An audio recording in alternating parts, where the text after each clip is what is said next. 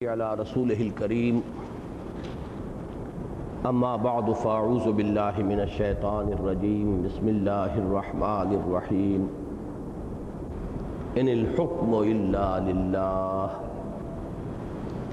وقال تبارك وتعالى يا ايها الذين امنوا اطيعوا الله واطيعوا الرسول واولي الامر منكم فإن تنازعتم في شيء فردوه إلى الله والرسول وقال جل وعلا وأمرهم شورى بينهم صدق الله العظيم رب اشرح لي صدري ويسر لي أمري واحلل عقدة من لساني يفقهوا قولي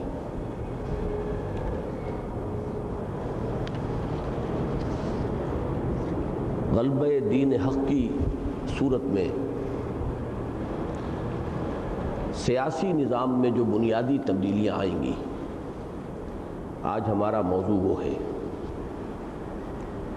اس کے ضمن میں بھی جو آپ کے پاس وہ کتابچہ موجود ہے، اس میں 6 نکات ہیں اور ہمیں ان 6 نکات ہی کے حوالے سے گفتگو کرنی ہے۔ سب سے پہلا نقطہ ہے حاکمیت مطلقہ صرف اللہ کی ہوگی۔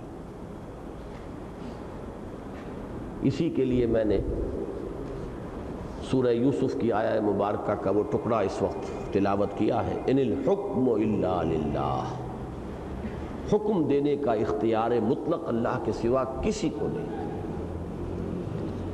اسی بات کو پھر مختلف اسلوبوں سے قرآن مجید میں مختلف مواقع پر دہرایا گیا ہے۔ لا یشرک فی حکمہ احدا، یہ سورۃ الکہف میں ہے۔ اللہ تعالیٰ اپنے حکم میں کسی کو شریک کرنے کے لیے تیار نہیں۔ سورہ بنی اسرائیل کی جو آخری آیت ہے، جو توحید کا ایک بہت بڑا خزانہ ہے، اس میں فرمایا وَلَمْ يَكُنْ لَهُ شَرِيكٌ فِي الْمُلْكِ، بادشاہی میں اس کا کوئی شریک نہیں۔ اسی کو پھر مسبحات جو ہیں سورہ حدید اور سورہ تغابن، سورہ حدید کی ابتدائی 6 آیات میں 2 مرتبہ فرمایا لہو ملک السماوات والارض، اور سورہ تغابن میں فرمایا لہ الملک و لہ الحمد۔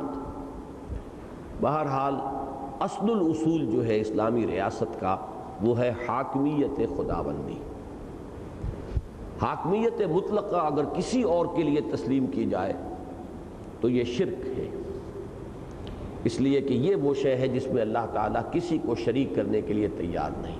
لا یشرک فی حکمہ احدا، اس کی بھی جو بہت ہی سادہ الفاظ میں تعبیر کی ہے علامہ اقبال نے، وہ بہت ہی جامع ہے، بہت مکمل ہے، بہت صحیح ہے۔ سروری زیبا فقط اس ذات بے ہمتا کو ہے، حکمراں ہے ایک وہی باقی بتان آزری۔ کوئی اور بھی حکمرانی کا مطلق دعویٰ لے کر اگر آئے گا تو وہ گویا کہ خود اپنے آپ کو معبود قرار دے رہا ہے۔ فرعون اور نمرود اس کی مثالیں ہیں۔ جو بھی یہ کہے گا کہ اختیار مطلق میرا ہے، وہ گویا کہ خدائی کا مدعی ہے۔ چنانچہ دنیا کی تاریخ میں بھی آپ کے علم میں یہ بات آئی ہوگی کہ ڈیوائن رائٹس آف کنگز، اس کا دعویٰ تھا بادشاہوں کے اختیارات خدائی ہوتے ہیں۔ فلسفیانہ طور پر تو یہ کہا جاتا تھا کہ یہ در حقیقت بادشاہت جو دنیا میں ہے یہ ذل اللہ ہے، اللہ کا ایک پرتو ہے، اللہ کا ایک سایہ ہے، لہذا بادشاہت در حقیقت اپنی پوری اتھارٹی ڈرائیو کرتی ہے اللہ سے، خدا سے۔ لیکن یہ کہ پھر اس کا جو نتیجہ وہ نکالتے رہے وہ یہ کہ ہمارا اختیار غیر محدود ہے، مطلق ہے۔ اور جیسا کہ میں نے عرض کیا، اسلام کی روح سے یہ شرک ہے، خواہ وہ فرد واحد ہو، خواہ وہ پوری قوم ہو، خواہ وہ پوری نوع انسانی ہو۔ ساورنٹی آف دی پیپل یہ بھی اتنا ہی بڑا شرک ہے جتنا کہ sovereignty of a particular person, کسی ایک شخص کی حاکمیت مطلقہ بھی شرک اور عوام کی حاکمیت مطلقہ بھی شرک۔ البتہ اس سے آگے اب جو اس کا نتیجہ نکلے گا وہ کیا ہے؟ چنانچہ کوئی قانون سازی اللہ کی کتاب اور اس کے رسول صلی اللہ علیہ وسلم کے سنت کے منافی نہیں کی جا سکے گی۔ یہ ہے اصل شے کہ جو اللہ تعالیٰ کی حاکمیت مطلقہ کا نتیجہ ہے وہ یہ نہیں ہے کہ کوئی قانون سازی انسان کر ہی نہیں سکتا، یہ نتیجہ نہیں ہے۔ قانون سازی انسان کر سکتے ہیں لیکن اللہ کے قوانین کے حدود کے اندر۔ یہ وہ چیز ہے کہ جس کو ابھی میں نے جو آیہ مبارکہ آپ کو سنائی ہے سورہ نساء کی، اس میں بھی بات واضح ہو گئی کہ یا ایھا الذین آمنوا، اہل ایمان، اطیعوا اللہ و اطیعوا الرسول، اطاعت کرو اللہ کی اور اطاعت کرو اللہ کے رسول کی، وَأُولِي الْأَمْرِ مِنْکُمْ، اور جو تم میں سے صاحب امر ہیں، صاحب اختیار ہیں، تم میں سے، مسلمانوں میں سے۔ لیکن اگر تمہارا کہیں اختلاف ہو جائے، فَإِن تَنَازَعْتُمْ فِي شَيْءٍ فَرُدُّوهُ إِلَى اللَّهِ وَالرَّسُولِ، تو اس کو لوٹا دو اللہ اور اس کے رسول کی طرف۔ اس لیے کہ مستقل اطاعتیں وہی دو ہیں، اللہ کی اور اس کے رسول کی۔ اصلاً تو اطاعت صرف اللہ کی ہے، رسول کی اطاعت بھی اللہ کے نمائندے کی حیثیت سے ہے۔ باقی یہ کہ وہ اپنی جگہ پر ایک مستقل بذات اطاعت ہے، اللہ کی اطاعت، اللہ کے رسول کی اطاعت۔ یہی وجہ ہے کہ لفظ اطیعوا کو دہرا کر لائے، اطیعوا اللہ و اطیعوا الرسول۔ تیسری اطاعت جو ہے اولی الامر منکم، یہ مستقل نہیں ہے، لہذا اطیعوا کا لفظ تیسری مرتبہ نہیں آیا۔ یہ بھی ہو سکتا تھا کہ اطیعوا ایک ہی مرتبہ آتا اور اسی اطیعوا کے تحت اللہ کی اطاعت، رسول کی اطاعت اور اولی الامر کی اطاعت جو ہے سب کو جمع کر دیا جاتا، جیسے ایک بریکٹ ہوتی ہے، اس بریکٹ سے باہر جو رقم ہے وہ اندر کی تمام رقوم کے ساتھ ضرب کھا جائے گی۔ ایک شکل یہ ہو سکتی تھی کہ صرف ایک مرتبہ یا ایھا الذین آمنوا اطیعوا اللہ والرسول واولی الامر منکم، اس کے معنی یہ ہوتے کہ یہ تینوں اطاعتیں گویا کہ ہم پلہ ہو گئیں، گویا کہ برابر ہو گئیں۔ تو نہایت حکیمانہ انداز ہے۔ تیسری شکل یہ ہوتی کہ اطیعوا کو تینوں مرتبہ لاتے، اطیعوا اللہ واطیعوا الرسول واطیعوا اولی الامر منکم، اس میں بھی وہی شکل پیدا ہو جاتی کہ تینوں اطاعتیں گویا کہ مساوی ہو جاتی۔ یہاں درمیانی شکل اختیار کی گئی، اطیعوا کو دو جگہ لائے، تیسری مرتبہ نہیں، اطیعوا اللہ واطیعوا الرسول واولی الامر منکم، اور پھر جب تمہارا اختلاف ہو جائے تو لوٹاؤ اللہ اور اس کے رسول کی طرف، اس لیے کہ مستقل اطاعتیں وہی دو ہیں، فیصلہ ان کے حوالے سے ہوگا، اللہ کا حکم، اللہ کے رسول کا حکم۔ یہ ہے در حقیقت اس کے تحت، اس کے لیے بہترین مثال جو ہے اس نظام کو جب ہم عملاً اختیار کریں گے تو کیا شکل ہوگی اس دور میں۔ ایک تو میں نے ہمیشہ بہت ہی خراج تحسین ادا کیا ہے، میں نہیں جانتا کہ وہ کون صاحب تھے جنہوں نے پاکستان کے دستور میں ایک دفعہ شامل کی۔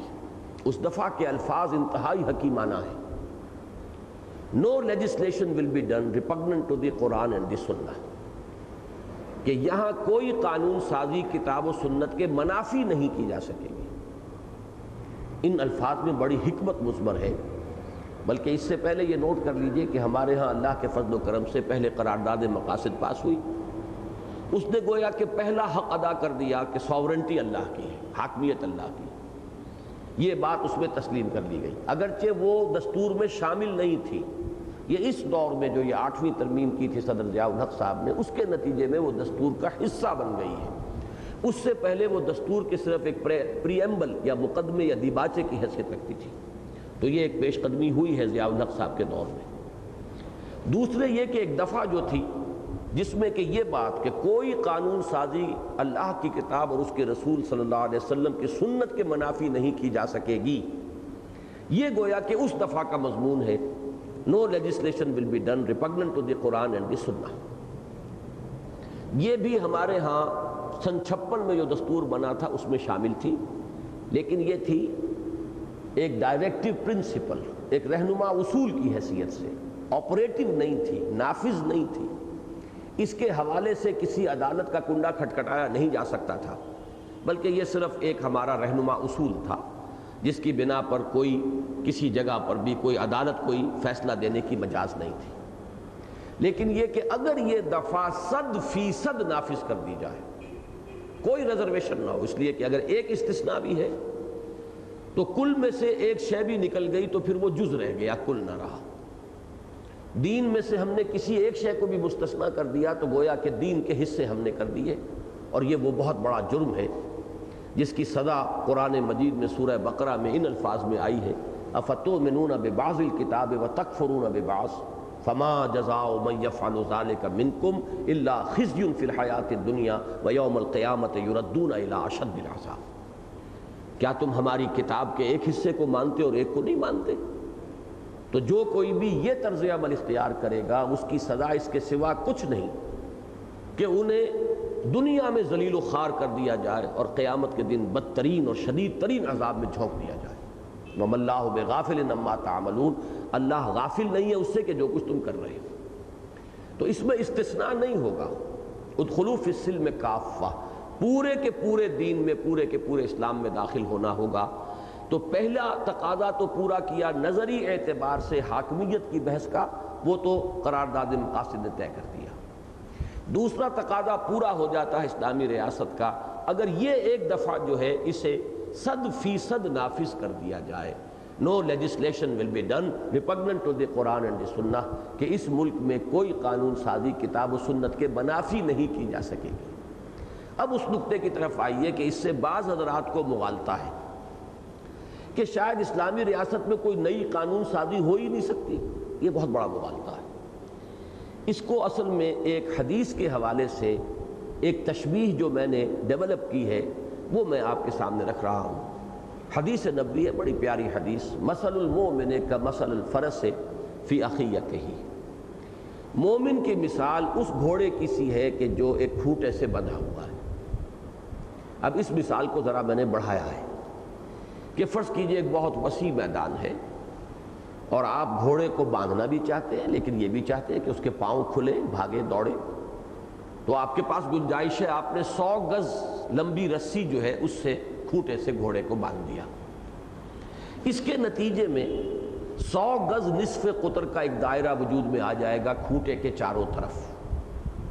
اس میں گھوڑا آزاد ہے، رسی کچھ نہیں کہے گی اسے، وہ 50 گز پہ لوٹ لگائے، وہ 100 گز تک چلا جائے، مشرق میں جائے، شمال میں جائے، جنوب میں جائے، مغرب میں جائے، وہ بالکل کھوٹے کے ساتھ ہی بیٹھ جائے، یہ آزاد ہے بالکل۔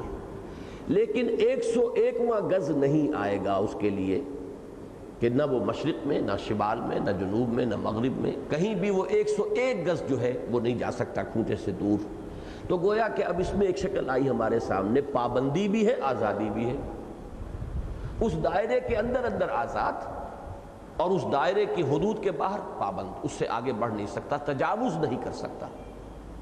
اور دیکھیے بہترین لفظ قرآن مجید میں اسی لیے آتا ہے حدود اللہ، تلک حدود اللہ ہے، یہ اللہ کی حدود ہے۔ وَمَن يَتَعَدَّ حُدُودَ اللَّهِ فَقَدْ ظَلَمَ نَفْسَهُ، جس نے اللہ کی حدود سے تجاوز کیا اس نے اپنے اوپر ظلم کیا۔ اب یہی بات سمجھ لیجئے کہ جہاں کتاب و سنت کے احکام آ گئے وہ ہے یہ دائرہ، یہ حدود اللہ ہے، یہ نصوص ہیں کتاب و سنت کے، اس سے تجاوز آپ نہیں کر سکتے۔ لا تقدموا بین یدی اللہ ورسولہ، اللہ اور اس کے رسول سے آگے مت بڑھو۔ البتہ اس 100 گز نصف قطر کے دائرے میں آپ آزاد ہیں، اس میں آپ قانون سازی کر سکتے۔ اسی لیے میں اس شخص کو جس نے یہ الفاظ قائم کیے ہیں، الفاظ معین کی اس دفعہ کے، میں اس کے فہم کا، اس کے فکر کا قائل ہوں۔ اس نے یہ نہیں کہا ہے کہ یہاں کتاب اور سنت ہی پر مبنی قانون سازی کی جا سکے گی۔ اگر یہ بات ہوتی تو قانون سازی کا دائرہ محدود ہو جاتا۔ آپ کوئی قانون نہیں بنا سکتے تھے جس کے لیے کوئی اصل کتاب اور سنت میں نہ دکھا سکتے کہ یہاں سے ہم ڈرائیو کر رہے ہیں، یہ قانون ہم بنا رہے ہیں۔ اگر یہ ہوتا کہ کتاب و سنت ہی پر مبنی قانون سازی کی جا سکے گی، اگر یہ بات طے ہوتی تو قانون سازی کا دائرہ محدود تھا۔ یہاں یہ ہے کہ کوئی ایسی قانون سازی نہیں کی جا سکے گی جو کتاب و سنت کے منافی ہو۔ جو شے منافی نہیں ہے، جس کو ثابت نہ کیا جا سکے کہ یہ قرآن و سنت کے منافی ہے، وہ قانون آپ بنا سکتے ہیں، چاہے اس کے لیے کوئی اصل، کوئی بنیاد، کوئی جڑ جو ہے وہ کتاب و سنت کے اندر موجود نہ ہو۔ یہی وہ بات تھی کہ جس کو حضور صلی اللہ علیہ وسلم نے شاباش کے انداز میں جب حضرت معاذ ابن جبل کی آپ نے تحسین فرمائی تھی تو بات کیا تھی کہ جب انہیں یمن کا گورنر اور عامل بنا کر حضور بھیج رہے تھے تو پوچھا کہ اگر کوئی معاملہ تمہارے سامنے آئے گا تو کیسے طے کرو گے؟ انہوں نے عرض کیا کہ میں اللہ کی کتاب سے رجوع کروں گا۔ حضور نے دوسرا سوال کیا، اگر تمہیں اللہ کی کتاب میں کوئی بات نہ ملے اس سے متعلق، تو پھر انہوں نے عرض کیا کہ میں آپ کا کوئی فیصلہ، آپ کا کوئی قول، آپ کا کوئی فرمان اس کے مطابق طے کروں گا۔ اب تیسرا سوال کیا، فرض کرو تمہارے پاس کوئی شے میرے قول میں سے، میرے فعل میں سے، میری سنت یا حدیث میں سے بھی کوئی چیز موجود نہیں، پھر کیا کرو گے؟ تو پھر انہوں نے عرض کیا کہ ثم اجتہد، پھر میں اپنی سی کوشش کروں گا۔ یہ ہے وہ اجتہاد کہ اس کا دائرہ وسیع ہے۔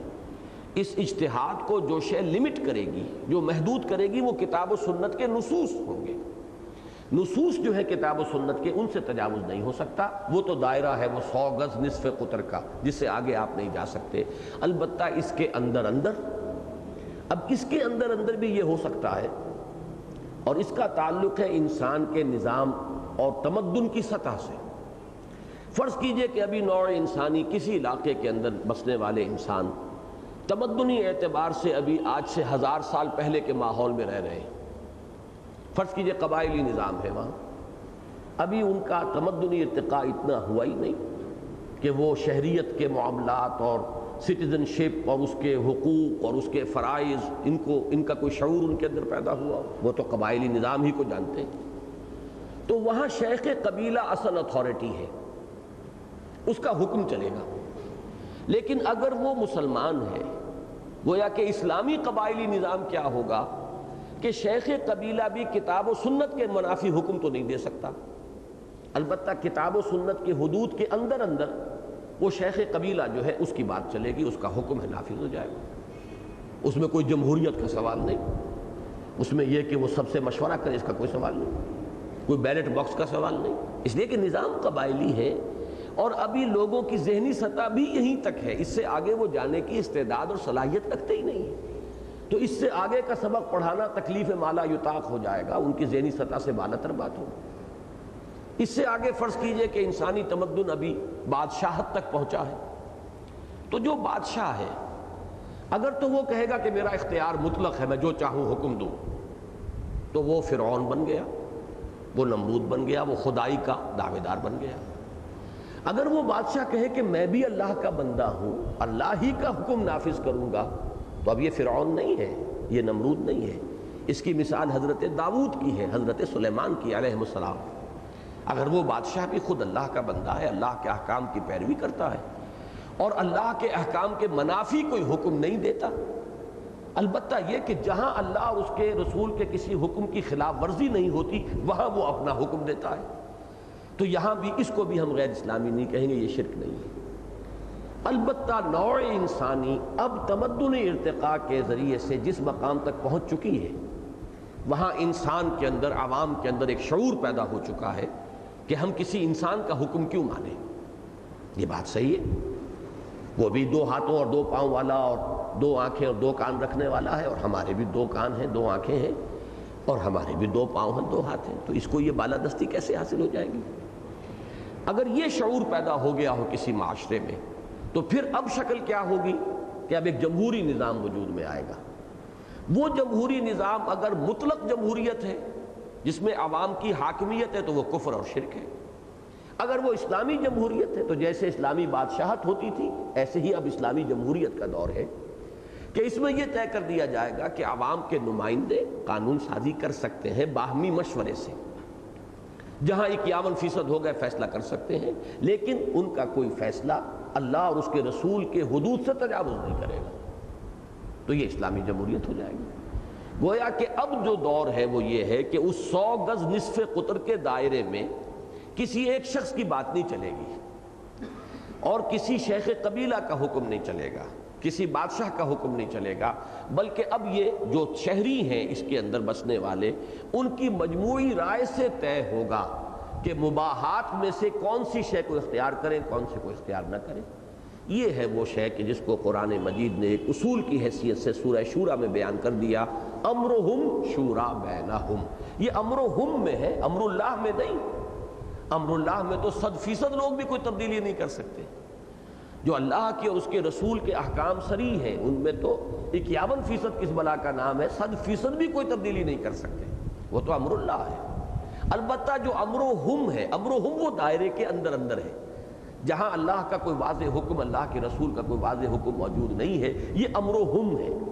اب اس امرہم میں کسی ایک فرد واحد کی بات نہیں چلے گی، بلکہ وہاں لوگوں کے باہمی مشورے سے، اور اس میں ظاہر بات ہے کہ اقلیت اور اکثریت کا معاملہ ہو سکتا ہے، کہ جس رائے کی طرف زیادہ تعداد میں لوگوں کا رجحان ہو، جبکہ دونوں چیزیں مباح ہیں، حرام کوئی شے تو ہے نہیں، یہ بھی مباح یہ بھی مباح، تو مباحات میں سے کس کو اختیار کیا جائے کس کو ترک کیا جائے، اس کے فیصلے کا دار و مدار عوام کی اکثریت پر ہو سکتا ہے۔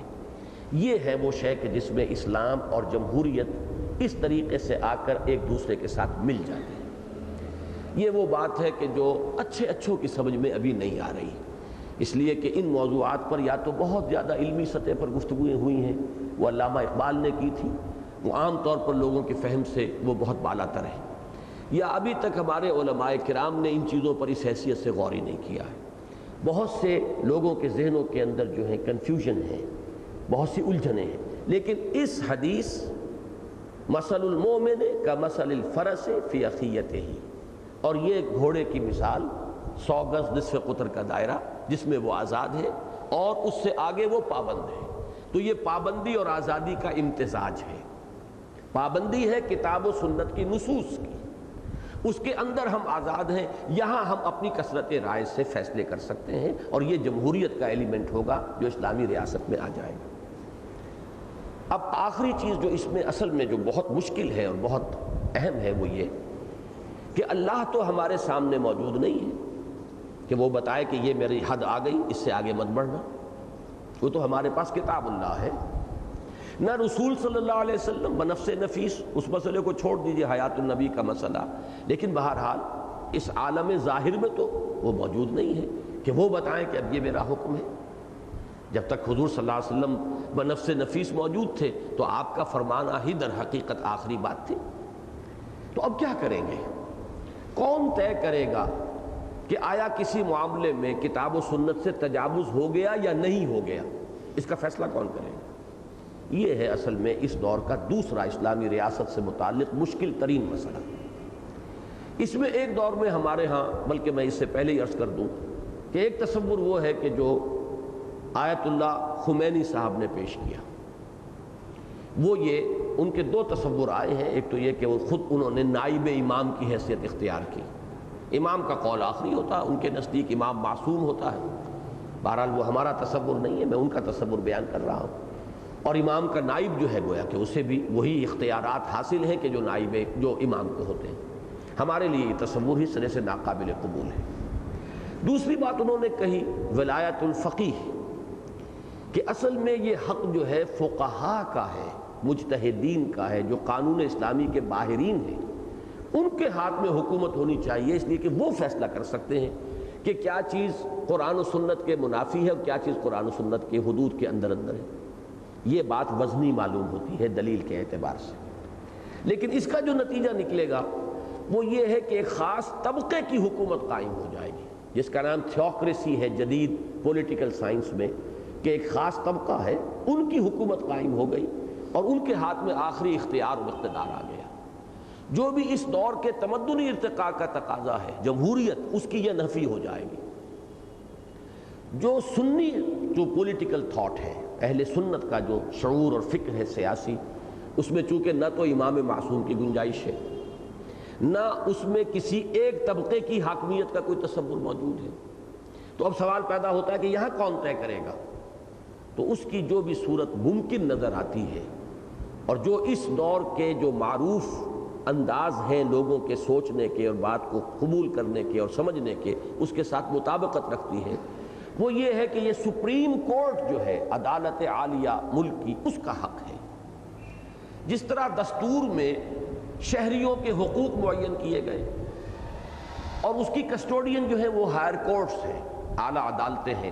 فرض کیجئے کوئی کمشنر، کوئی گورنر، کوئی اور ڈپٹی کمشنر میرے کسی حق پر دسترازی کرتا ہے تو مجھے حق حاصل ہے شہری کی حیثیت سے کہ دستور میں جو میرا حق ہے معین، اس کے حوالے سے میں عدالت کا کنڈا کھٹکھٹاؤں کہ دستور جو ہے پاکستان کا وہ مجھے یہ حق دیتا ہے، اور فلاں شخص جو ہے حکومت پاکستان کا کارندہ وہ یا نمائندہ وہ میرے اس حق کو سلب کر رہا ہے، تو میری داد رسی کی جائے۔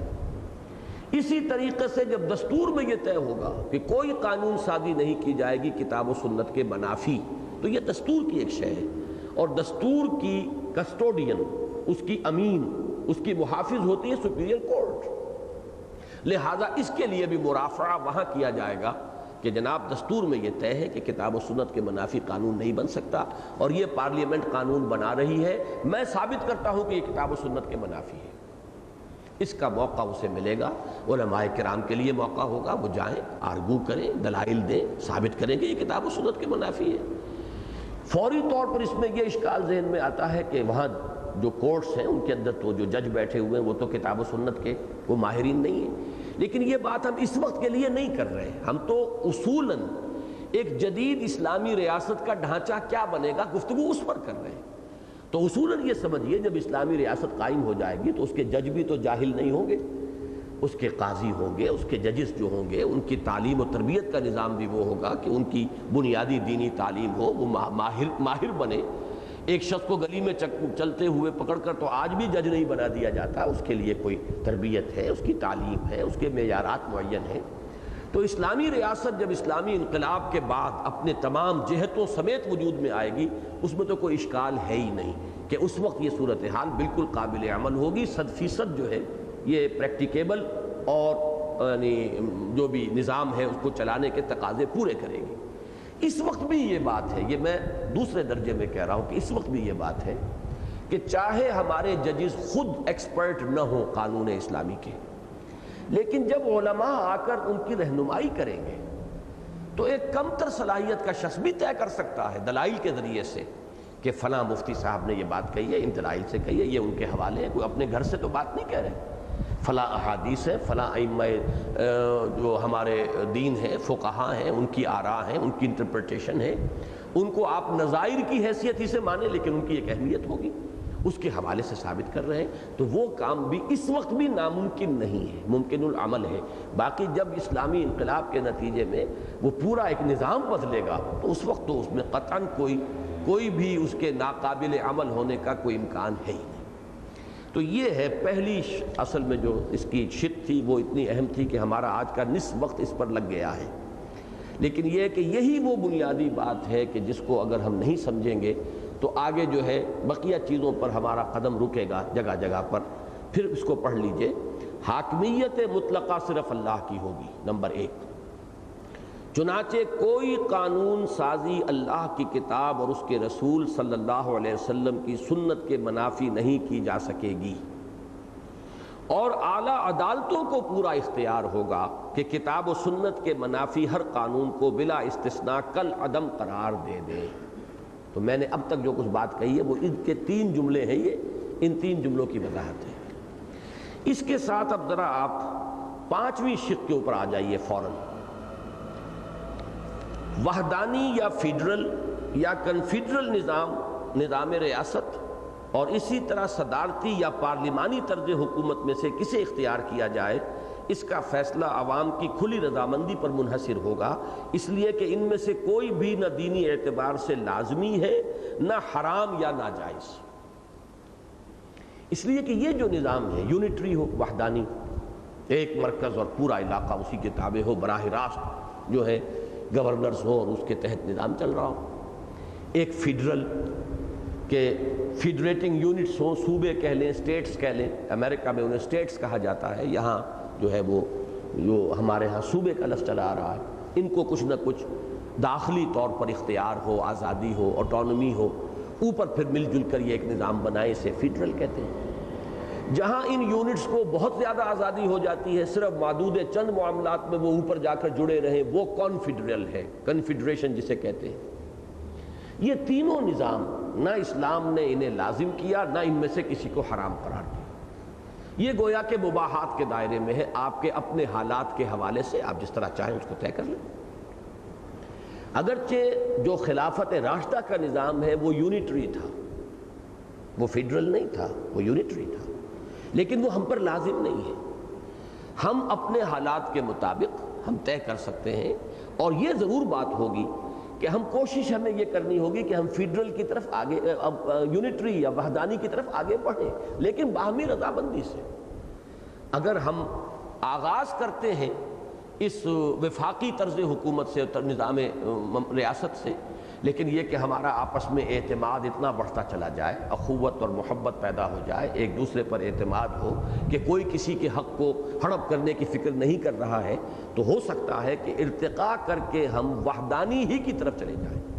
اور خلافت راشدہ یقیناً وحدانی نظام تھا، ان دونوں باتوں کو ذہن میں رکھیے، لیکن فیڈرل یا کنفیڈرل یہ بھی کوئی حرام یا ناجائز نہیں ہے کسی نص کے ذریعے سے، کسی نص سے، قرآن و سنت کے روح سے، لہذا مباحات کے دائرے میں رہیں گی، آپ انہیں اختیار کر سکتے ہیں۔ اسی طرح دوسری دو اصطلاحات پوری دنیا میں مروج ہیں۔ جمہوریت کے دو پیٹرن ہیں، دو نظام ہیں۔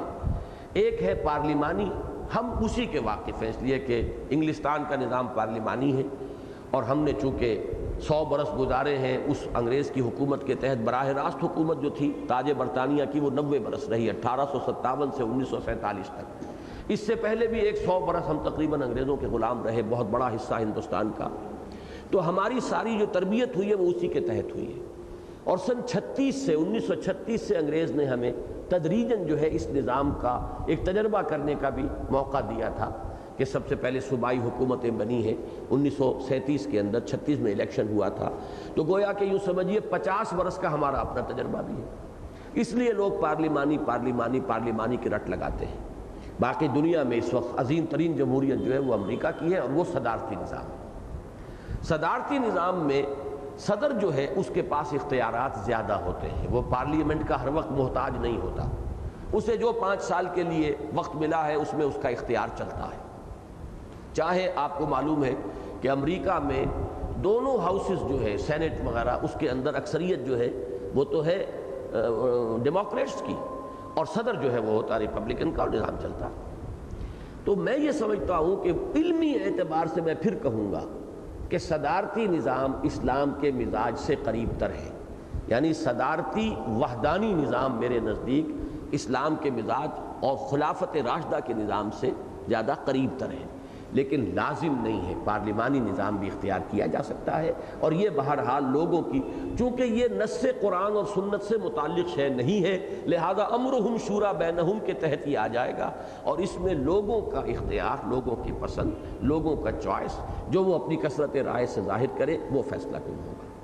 تو یہ 5ویں شق یہ ہو گئی کہ وحدانی یا فیڈرل یا کنفیڈرل نظام ریاست، اور اسی طرح صدارتی یا پارلیمانی طرز حکومت میں سے کسے اختیار کیا جائے، اس کا فیصلہ عوام کی کھلی رضامندی پر منحصر ہوگا، اس لیے کہ ان میں سے کوئی بھی نہ دینی اعتبار سے لازمی ہے اور نہ حرام یا ناجائز۔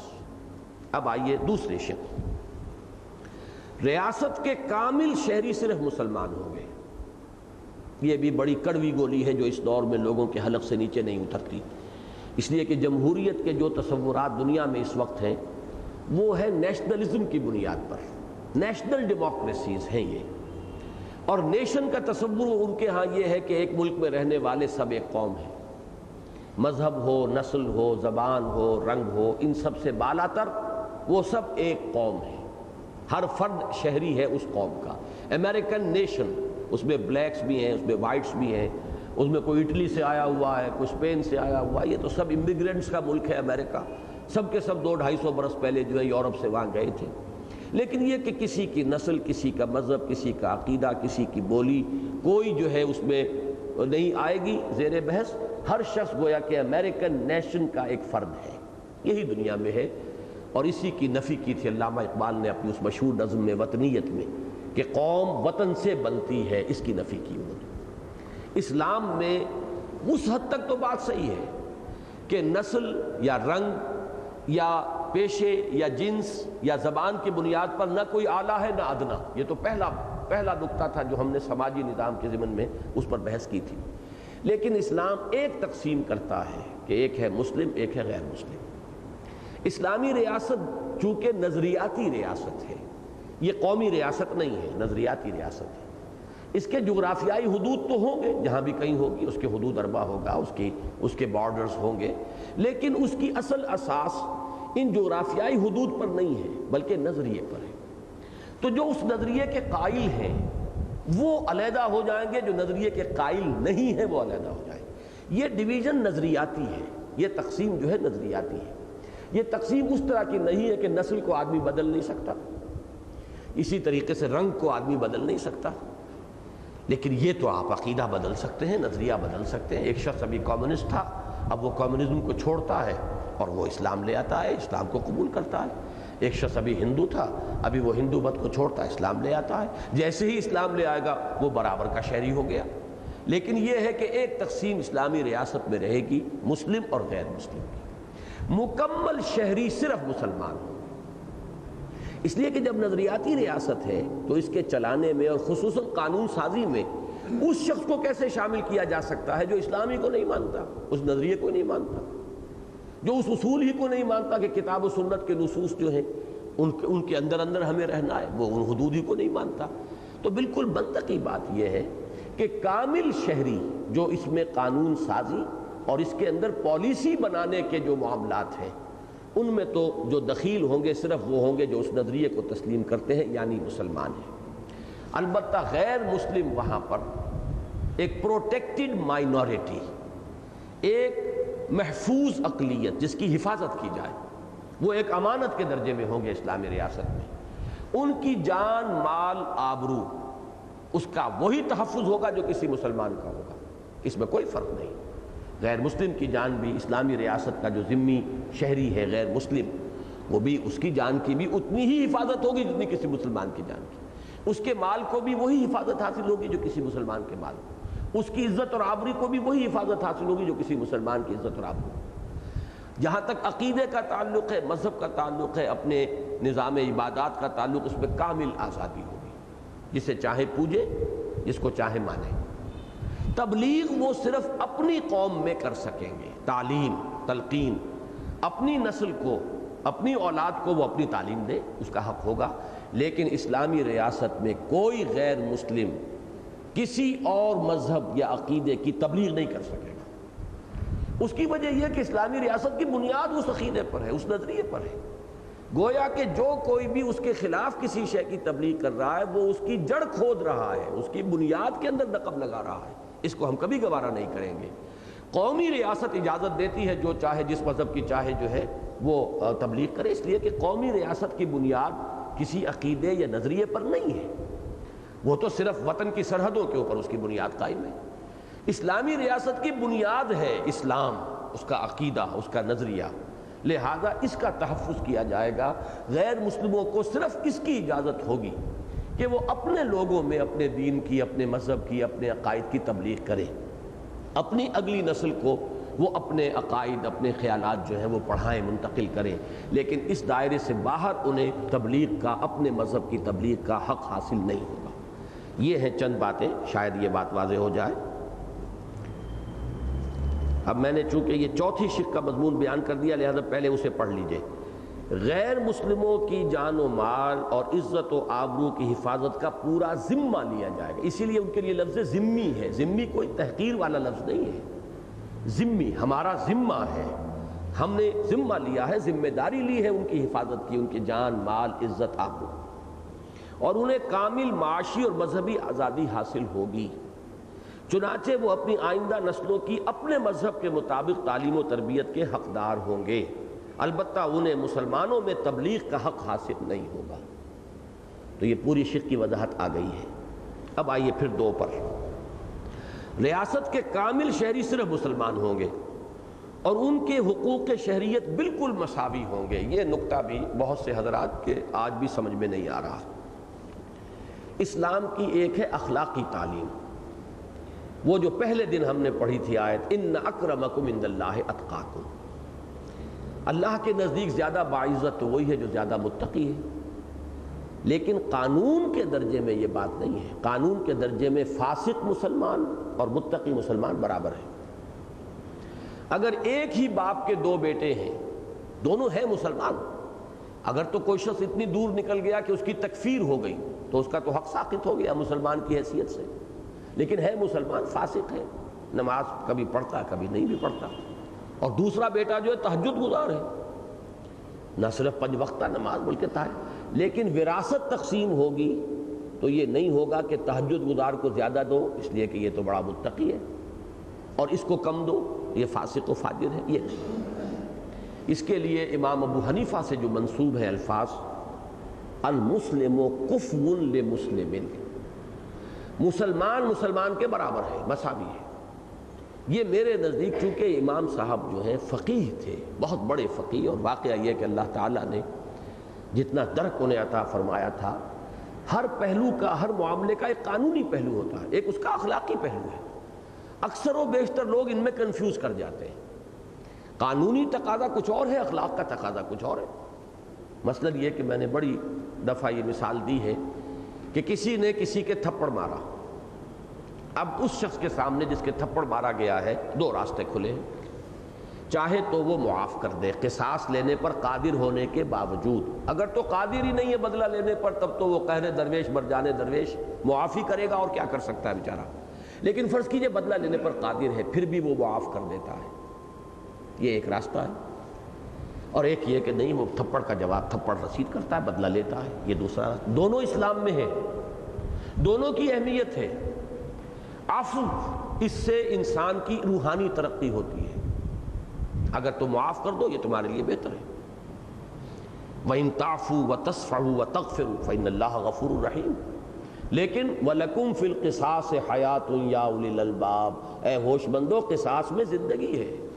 یہ نظام دنیا کا بگڑ جائے گا اگر قصاص نہ ہو۔ ایک آدمی نے ایک کے تھپڑ آج مارا ہے، اس کو جوابی تھپڑ رسید نہیں ہوا، کل وہ کسی اور کے دو مارے گا، پھر اسے معاف کر دیا گیا، آگے وہ کسی کو 3 لگائے گا۔ تو یہ نپ دی ایول ان دی بڈ کا تقاضا یہ کہ ایک تھپڑ کے جواب میں ایک تھپڑ اسے مل جائے تو وہیں کا وہیں وہ رک جائے گا۔ زندگی دنیا کے نظام کو قانون کے ذریعے سے چلایا جا سکتا ہے، اخلاق جو ہے وہ ایک بلند تر منزل ہے، اور اس کا زیادہ تر تعلق انسان کی انفرادیت سے ہے، اور وہ اس کا اپنا ایک آزاد، اس کا اختیار اور چوائس اس میں ہو تب ہے۔ بہرحال وہ علیحدہ بحث ہے۔ اسی طرح سمجھیے کہ تقویٰ اپنی جگہ، اور عوام میں اس کو تعلیم اور تلقین کے ذریعے سے یہ روح پیدا کی جائے کہ وہ انتخابات میں صرف متقی لوگوں کو ووٹ دیں، ذمہ داریاں سونپے انہی کو جو اللہ سے ڈرنے والے ہیں، جو صاحب کردار ہیں۔ یہ تعلیم کے ذریعے ہوگا، تلقین کے ذریعے سے ہوگا۔ قانونی کوئی معیار آپ نہیں بنا سکتے کہ فلاں متقی ہے اور فلاں متقی نہیں ہے۔ لہذا قانون اور دستور کی سطح پر تمام شہری مسلمان مساوی ہوں گے۔ یہ پہلی بات تو آئی تھی، ریاست کے کامل شہری صرف مسلمان ہوں گے۔ دوسری بات، اور ان کے حقوق شہریت بالکل مساوی ہوں گے، برابر ہوں گے۔ المسلم کفو لمسلم، ہر مسلمان دوسرے مسلمان کا کفو ہے دستوری اور قانونی سطح پر، اور وہ اسلام کے اصول مشاورت کے مطابق باہمی مشورے سے ملک کے نظام کو چلائیں گے۔ یہ اسلام کا جو اصول مشاورت ہے، اس کے بارے میں تھوڑی سی وضاحت کر دوں کہ اس کی 2 شکلیں ایک دوسرے سے قدرے مختلف ہیں۔ حکومت اور ریاست کی سطح پر مشاورت کچھ اور ہے، اور ایک جماعت بنے اگر دین کے کام کے لیے اور دین کے غلبے کی جد و جہد کے لیے، انقلاب برپا کرنے کے لیے، اس کے لیے مشاورت کا نظام مختلف ہے۔ اس کی وجہ کیا ہے؟ حکومت اور ریاست میں ہر مسلمان جو ہے، جو اس علاقے میں رہتا ہے، وہ شریک ہے، اور اس کے پاس کوئی چوائس نہیں ہے کہ وہ نکل سکے، ملک چھوڑ کے چلا جائے، یہ تو نہیں ہے۔ لہٰذا وہ لا محالہ اس کے اندر شریک ہے۔ جبکہ جماعت میں کوئی شخص اپنی آزاد مرضی سے جب چاہے داخل ہو، جب چاہے نکل جائے۔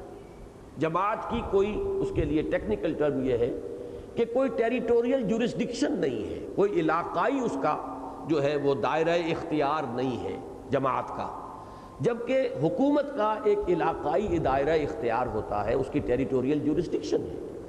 اس علاقے میں رہنے والا شخص لا محالہ اس جماعت کا، حکومت کی جماعت کا وہ ایک ممبر ہے، وہ شہری ہے، وہ سٹیزن ہے، جبکہ کسی جماعت کی رکنیت یا ممبرشپ اختیار کرنا انسان کے چوائس پر ہے، اپنی مرضی پر ہے، وہ چاہے داخل ہو چاہے نکل جائے۔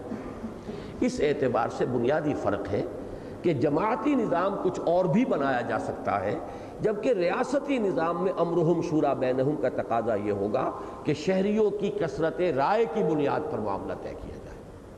یہ جو جدید دور کا جمہوریت کا تقاضا ہے، اگرچہ وہ بازین میں رکھیے دائرے کے اندر امرہم میں، لیکن امرہم میں شہریوں کی کثرت رائے کو فیصلہ کن قرار دیا جا سکتا ہے حکومت کے نظام میں، اور یہی واحد راستہ ہے کہ جو اس دور کی جو سطح ہے جمہوریت کی، جس کو آپ روح عصر کہیں گے، یہ جو ہے اسپرٹ آف دی ایج، یہ اس زمانے کی ایک روح ہے۔ ایک تمدنی ارتقاء کا تقاضا ہے، وہاں تو کثرت رائے سے معاملہ طے کرنا ضروری ہو جائے گا، لیکن جماعتی سطح پر جس پر انشاءاللہ کل کسی وقت گفتگو ہوگی، اس لیے کہ اگلا صفحہ جو ہے اس کو بھی میں چاہتا ہوں کہ اسی سلسلے میں وضاحت اس کی کر دوں۔ اس کے میں نے اس وقت صرف یہ عرض کر دیا ہے کہ لفظ مشترک ہے اسلام کا نظام مشاورت، لیکن اسلام کا نظام مشاورت حکومت اور ریاست کی سطح پر، اور اسلام کا نظام مشاورت جماعت کی سطح پر، تنظیم کی سطح پر، یہ لامحالہ ایک نہیں ہے، ان کے مابین فرق و تفاوت ہے، جس کی سب سے بڑی بنیاد یہ ہے کہ کسی جماعت یا تنظیم کا کوئی علاقائی دائرہ اختیار نہیں ہوتا، کوئی ٹیریٹوریل جورسڈکشن نہیں ہوتی، اس میں شامل ہونا، اس سے نکل جانا انسان کے آزاد مرضی پر ہر وقت ہے، لیکن جبکہ حکومت کا معاملہ یہ ہے کہ اس کا علاقائی دائرہ اختیار ٹیریٹوریل جورسڈکشن ہوتی ہے، اور اس میں ایک شخص کو لامحالہ رہنا ہے، وہ اس میں لامحالہ شریک ہے۔ اس اعتبار سے نظام کے اندر فرق ہو جائے گا۔ باقی اصول جو ہے وہ طے ہو گیا کہ ریاست کے کامل شہری صرف مسلمان ہوں گے، اور ان کے حقوق شہریت بالکل مساوی ہوں گے، اور وہ اسلام کے اصول مشاورت کے مطابق باہمی مشورے سے ملک کے نظام کو چلائیں گے۔ نمبر 3، قانون کی نگاہ میں سب برابر ہوں گے، اور کوئی شخص حتیٰ کہ صدر ریاست بھی قانون سے بالا تر نہ ہوگا۔ یہ اسلام کی بہت بڑی بات ہے، جس کو آج تک جو سب سے زیادہ جمہوری اور سب سے زیادہ ترقی یافتہ ممالک ہیں وہ بھی یہاں نہیں پہنچ پائے۔ وہ صدر مملکت کو کچھ تحفظات دیتے ہیں، انہیں عدالت میں طلب نہیں کیا جا سکتا، اس کا ایک مقام ہے، گویا کہ مقدس مقام ہے اس کا، اس کی ذات جو ہے اس کا معاملہ بھی اس کو تحفظات دیے جائیں گے، لیکن یہ کہ اسلام میں نہیں ہے۔ اسلام میں یوں سمجھیے کہ وہ روح جمہوریت اس انتہا تک پہنچی ہے، اس بلندی تک جس تک کہ ابھی نوع انسانی کی رسائی نہیں ہوئی۔ اسی لیے علامہ اقبال کے وہ شعر میں بارہا پڑھا کرتا ہوں کہ ہر کجا بینی جہان رنگ و بو، آنکھ از خاکش بروید آرزو، یا ز نور مصطفیٰ اورا بہاست، یا ہنوز اندر تلاش مصطفیٰ است۔ جہاں کہیں ہمیں کوئی خیر، کوئی بھلائی، کوئی روشنی نظر آ رہی ہے جس سے کہ انسان کے اندر ایک جذبہ اور امنگ انگڑائیاں لیتا ہے، اس کے اندر ترقی کی ایک جو ہے امنگ پیدا ہوتی ہے، یہ سارا خیر، یہ ساری روشنی یا تو نور مصطفیٰ سے مستعار لی گئی ہے صلی اللہ علیہ وسلم، یا ابھی انسان اس رخ پر آگے بڑھ رہا ہے اور ابھی تلاش میں ہے کہ اس مقام تک پہنچ جائے جس مقام پر کہ محمد الرسول اللہ صلی اللہ علیہ وسلم نے نوع انسان کو پہنچایا تھا۔ تو یا ہنوز اندر تلاش مصطفیٰ، گویا کہ یہ جو بھی ارتقائی عمل ہے یہ ابھی اس مقام تک پہنچنے کے لیے ہاتھ پاؤں مار رہا ہے جس پر کہ محمد الرسول اللہ صلی اللہ علیہ وسلم نے آج سے 1400 برس قبل نوع انسانی کو پہنچا دیا تھا۔ اور اس میں یہ ہے کہ کوئی صدر مملکت، کوئی خلیفہ راشد بھی قانون سے بالا تر نہیں تھے۔ حضرت علی کا مقدمہ خارج ہو گیا، مدعی کی حیثیت سے عدالت میں پیش ہوئے، اور صرف اس لیے کہ ان کے پاس گواہ کوئی نہیں تھا، یا بیٹا یا غلام، اور قاضی نے کہا کہ بیٹے اور غلام کی گواہی آپ کے حق میں قابل قبول نہیں ہے، کوئی اور گواہ ہو تو پیش کیجئے۔ حضرت علی نے فرمایا کوئی اور گواہ نہیں ہے، مقدمہ خارج ہے۔ حالانکہ کوئی بھی بقائم یہ ہوش و حواس اور بسلامتی ایمان و اسلام یہ شک نہیں کر سکتا تھا کہ حضرت علی جھوٹ بول سکتے ہیں، معاذ اللہ ثم معاذ اللہ ثم معاذ اللہ، لیکن قانون قانون ہے۔ اگر وہ قانون میں حق ثابت نہیں ہو رہا تو پھر وہ ثابت قانون عدالت ڈگری نہیں دے سکتی۔ جیسے کہ حضور نے فرمایا تھا صلی اللہ علیہ وسلم کہ لوگوں تم میں سے بعض لوگ تمہارے مقدمات میرے سامنے پیش ہوتے ہیں، بعض لوگ زیادہ چرب زبان ہوتے ہیں، وہ اپنی بات کو زیادہ پیش کر سکتے ہیں۔ آج کل یوں کہیے کہ اچھے وکیل کو ہائر کر سکتے ہیں جو اپنی خطابت اور طلاقت لسانی سے جج کے اوپر جو ہے اثر انداز ہو جاتا ہے۔ تو میں جو فیصلہ جو بھی میرے سامنے حقائق لائے جاتے ہیں اس کے مطابق فیصلہ کر دیتا ہوں، لیکن لوگوں یاد رکھو اگر تم کوئی غلط فیصلہ میری عدالت سے کروا کر لے گئے تو اگر فرض کیجئے زمین کے کوئی قطعہ تھا، کوئی ٹکڑا تھا، پلاٹ تھا، اس کے بارے میں جھگڑا تھا، تو اگر تم نے ایک غلط فیصلہ، غلط ڈگری حاصل کر لی میری عدالت سے، تو جان لو کہ میری عدالت سے بھی جو تم لے کر جا رہے ہو وہ جہنم کا ٹکڑا لے کر جا رہے ہو، وہ تمہارا حق نہیں بنے گا، اس لیے کہ محمد نے فیصلہ کر دیا معاذ اللہ صلی اللہ علیہ وسلم۔ تو یہ اصول ذہن میں رکھیے کہ کوئی شخص بالا تر قانون سے نہیں ہے، قانون فیصلہ کرے گا، اور کوئی شخص جو ہے جیسا کہ ہمارے ہاں ابھی تک چلا آ رہا ہے، صدر ریاست کو حق حاصل ہے، عدالت نے کسی شخص کو پھانسی کی سزا دی ہے، اور وہ ان کی جان بخشی کرنے کا اختیار رکھتے ہیں. کسی صدر مملکت کو یہ حق اسلام کی روح سے حاصل نہیں. عدالت کا فیصلہ ہے، عدالت کا فیصلہ وہ آخری ہوگا. جان بخشی کرنے کا حق اگر ہے تو مقتول کے ورثاء کو ہے. وہ چاہے تو معاف فرما دے، وہ چاہے تو دیت وصول کر لے، خون بہا لے لے، لیکن یہ ہے کہ اس کا حق کسی گورنر، کسی صدر ریاست، کسی پرائم منسٹر، کسی کو حاصل نہیں. بہرحال تیسری چیز یہ ہوئی کہ قانون کی نگاہ میں سب برابر ہوں گے اور کوئی شخص حتیٰ کہ صدر ریاست بھی قانون سے بالا تر نہ ہوگا. چوتھی شق ہم پڑھ چکے ہیں، پانچویں شق بھی پڑھ چکے ہیں. ترتیب ذرا آج ہماری کچھ مختلف ہو گئی لیکن باتیں واضح ہو گئی. اب آخری چھٹی، علاقائی یا نسلی یا قبائلی روایات میں سے جو شریعت اسلامی سے متصادم نہ ہو انہیں پورا تحفظ حاصل ہوگا. اسی طرح علاقائی زبانوں کے حقوق کی حفاظت ہوگی، البتہ سب سے زیادہ زور عربی پر دیا جائے گا. یہ بھی چونکہ اس دور میں ایک بہت حقیقی اور واقعی مسئلے کی حیثیت سے ہمارے ملک میں کھڑا ہو چکا ہے، پوری دنیا میں بھی ہے. لوگوں میں ایک احساس پیدا ہوا ہے کہ ہماری روایات ہیں، ہمارا کلچر ہے، ہماری تہذیب ہے، سرائیکی تہذیب ہے، سرائیکی زبان ہے، سرائیکی کلچر ہے، بلوچ تہذیب ہے، بلوچ روایات ہیں، بلوچ زبان ہے، وغیرہ وغیرہ. یہ خاص طور پر روس کا ایک خاص ہتھ کنڈا رہا ہے، اسی کے حوالے سے قوموں کو اندر سے تقسیم کر کے اور پھر اس کے اندر اشتراکی انقلاب کے لیے میدان ہموار کرنا. اور اکثر و بیشتر جگہوں پر یہ فکر جو ہے یہ روسی ذرائع ابلاغ کے ذریعے سے اور ان کے جو ایجنٹ اور ان کے جو بھی ہم خیال لوگ ہیں ان کے ذریعے سے مختلف ممالک میں پھیلا ہے. اب اس میں ایک واقعی اور درمیانی اور یوں سمجھیے کہ جو اوسط راہ ہے، راہ وسط، وہ ہمیں اختیار کرنی ہوگی. ان چیزوں کی کلیت نفی بھی در حقیقت اسلام کا تقاضا نہیں ہے، اس لیے کہ وہ آیت ہم نے پہلے دن پڑھی تھی، اس میں اللہ تعالیٰ نے قوموں اور قبیلوں کو بھی اپنی طرف منسوب کیا ہے. وَجَعَلْنَاكُمْ شُعُوبًا وَقَبَائِلَ لِتَعَارَفُوا. یہ نسبتیں غلط نہیں ہیں. کوئی اموی تھا، اموی ہے، کوئی ہاشمی تھا، ہاشمی ہے، اس میں کوئی حرج نہیں. تمام صحابہ کرام نے اپنی نسبتوں کو برقرار رکھا، اس میں کوئی حرج نہیں. فلاں کا فلاں سے تعلق ہے، فلاں کا فلاں سے تعلق ہے، تعارفو کے درجے میں یہ صحیح ہے.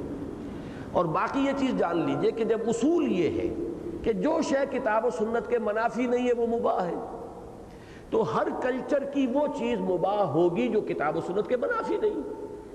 جیسے آپ ریاستی سطح پر قانون سازی میں بھی یہی اصول لے رہے ہیں کہ کتاب و سنت کے منافی کوئی قانون سازی نہیں کی جا سکے گی، اسی طریقے سے ہر کلچر، ہر تہذیب کی وہ تمام چیزیں جو کتاب و سنت کے منافی نہ ہوں ان کو تحفظ دیجیے، ان کے فروغ کے لیے کوشش کیجیے، ان کے جو حقوق ہیں ان کو تسلیم کیجیے، ان کا تحفظ بھی ہو اور ان کے فروغ کے لیے بھی ریاستی وسائل و ذرائع بروئے کار آئیں. اس میں قطعاً کوئی شے اسلام کے خلاف نہیں.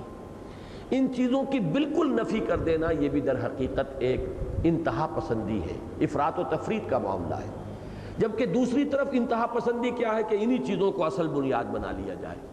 اسی کے حوالے سے یہ بات سمجھ لیجئے کہ یہ جو دو الفاظ ہیں، حمیت اور حمیت جاہلیت، ان دونوں میں بڑا فرق ہے. حمیت بری شے نہیں ہے، آپ کے اندر اپنے قبیلے کی حمیت ہو، آپ کے اندر اپنی قوم کی حمیت ہو، کوئی حرج نہیں. جعلناکم شعوبا وقبائل لتعارفوا. حمیت جاہلی کیا ہے کہ آپ قومی یا قبائلی حمیت کو اسلامی حمیت سے بالا تر کر دیں، تب یہ حمیت جاہلی ہے. اسلامی حمیت رہے بالا ترین، کتاب و سنت کے ساتھ ہماری وفاداری ہو بالا ترین. اسی طرح نفس عصبیت، عصبیت بری شے نہیں ہے. علامہ ابن خلدون رحمہ اللہ کے تو فلسفے کی بنیادی اصطلاح عصبیت ہے. عصبیت نہ ہو تو کوئی معاشرہ جو ہے مربوط رہ نہیں سکتا. عصبیت ہونی چاہیے قبیلے کی، لیکن یہ عصبیت جاہلی بن جائے گی، کا لحاظ رکھا جانا چاہیے. یہ ہے وہ بات جو کہی جا رہی ہے، علاقائی کے حقوق کی حفاظت ہوگی. البتہ سب سے زیادہ زور عربی پر دیا جائے گا. یہاں بھی اصول وہی ہے، اس لیے کہ عربی ہماری دینی زبان ہے. بلکہ ہمارا موقف تو یہ ہے تنظیم اسلامی کی سطح پر کہ پاکستان کی سرکاری زبان عربی ہونی چاہیے. ہمارے دو بڑے ہمدرد تھے جنہوں نے اس وقت آغاز ہی میں یہ مشورہ دیا تھا، اور اگر اس وقت سے ہم کرتے تو اب تک ہم در حقیقت عرب ممالک کا گویا کہ ایک جز بن چکے ہوتے. 40 برس میں تو 3 نسلیں آگے آ چکی ہوتی ہیں جنہوں نے کہ وہ تحصیل کی ہوتی، اور جیسے انگریزی کوئی ہمارے باپ دادا کی زبان تو نہیں تھی، کتنے عرصے ہوا ہے، یعنی 90 برس کے اندر انگریزی کس قدر رواج پا گئی، کتنے لوگ انگریزی اتنے جاننے والے ہیں ہمارے ہاں جو انگریزوں کو انگریزی پڑھا دیں۔ تو عربی زبان تو اس کے مقابلے میں اس سے بھی چوتھائی حصہ جو ہے وقت کا اس میں عربی زبان کی ترویج ہو سکتی تھی، اس لیے کہ ہماری ساری زبانیں جو ہیں اس میں عربی کے الفاظ بے انتہا موجود ہیں۔ تو یہ سرکاری زبان ہونی چاہیے، ٹاپ لینگویج یہی ہو، باقی اس کے تحت علاقائی زبانیں علاقائی، اور اس میں کوئی حرج نہیں ہے، کتاب و سنت کے منافی نہیں ہوگا اگر ہم اپنے تمام صوبے اثر نو زبانوں کی بنیاد پر استوار کر لیں، جیسا کہ ہندوستان نے کیا ہے۔ ان کے ہاں بھی یہ ٹکراؤ رہتا تھا، انہوں نے مستقل حل کیا، تمام صوبوں کی تقسیم لسانی بنیادوں پر کر دی گئی ہے، ہر صوبہ اپنا اندرونی معاملہ اپنی زبان میں طے کرتا ہے، مرکزی حکومت کے ساتھ اس کا رابطہ انگریزی میں ہوتا ہے، اس لیے کہ ہندوستان کے اندر کوئی زبان ان کی مذہبی زبان نہیں ہے، کوئی زبان ایسی نہیں ہے کہ جس سے سب کو محبت ہو، تو انہیں وہ بدیسی زبان لینی پڑی ہے، جبکہ ہمارے پاس عربی زبان ہے کہ ہماری مرکزی سطح پر زبان وہ ہو، اور اس کو ہم اپنے دین کے ترویج و اشاعت کا بھی چونکہ سب سے مؤثر ذریعہ بنا سکتے ہیں، لہٰذا اس کو رکھا جائے بالا ترین۔ باقی زبانیں جو ہیں علاقائی زبانیں ہیں، اور ان میں سے کسی کو کسی پر کوئی فوقیت حاصل نہیں ہے، یہ سب آپس میں مساوی ہیں، برابر ہیں۔ اگر فوقیت ہے تو صرف عربی زبان کو، اس لیے کہ اللہ کی کتاب اس زبان میں ہے، محمد الرسول اللہ صلی اللہ علیہ وسلم کے فرمودات اس زبان میں ہیں۔ یہ چھٹی اور آخری بات تھی۔ اس کا نتیجہ کیا ہے؟ کنکلوڈ کیا، الغرض اگر یہ 6 باتیں ہو جائیں، پاکستان دور جدید کی بہترین اسلامی جمہوری اور فلاحی ریاست بن جائے گا۔ یہ تینوں جو نظام ہم نے جن پر گفتگو کی ہے ان 3 ایام میں، ان سب کو کنکلوڈ کیا گیا ہے یہاں۔ فلاحی ریاست گویا کہ معاشیات کے ضمن میں جو پہلی بات ہم نے کل پڑھی تھی کہ بنیادی ضروریات جو ہیں وہ ہر شہری کی ریاست کے ذمے ہیں۔ یہ جمہوریت جس کو میں نے اس وقت واضح کر دیا ہے کہ اسلام کے ساتھ جمہوریت کس طریقے سے، کس طور سے، کس انداز میں اس کا جوڑ ملتا ہے، اور یہ کہ بہترین اسلامی جمہوری اور فلاحی ریاست بن جائے گی۔ اللہ تعالی ہمیں اس عظیم مقصد کے لیے تن من دھن لگا دینے کا عزم مصمم کرنے کی توفیق عطا فرمائے، آمین یا رب العالمین۔ اب یہ جو اس کتابچے کے 4 صفحے مزید ہیں، ان میں سے 2 صفحات میں یہ وضاحت کی گئی ہے کہ وہ اسلامی انقلاب کیسے آئے گا۔ یہ نظام تو اعلیٰ ہے، بہت عمدہ ہے، قائم کیسے ہوگا؟ تو اس کے ضمن میں ہم کل کوئی پروگرام طے کریں گے کہ اس کو بھی ہم معین کر کے، اور اسی سلسلے میں اس کے بھی ٹیپس تیار ہو جائیں، تاکہ ہماری جو بھی مبتدی تربیت گاہوں کا جو نظام ہے اس میں ظاہر بات ہے ہر مرتبہ میری تو حاضری اور شمولیت نہیں ہو سکے گی، اس میں یہ ہے کہ ان ٹیپس کے ذریعے سے اس ضرورت کو پورا کیا جا سکے، لیکن وہ پروگرام ابھی ہمیں طے کرنا ہے۔ سبحانک اللہم و بحمدک، نشہد ان لا الہ الا انت، نستغفرک و نتوب الیک۔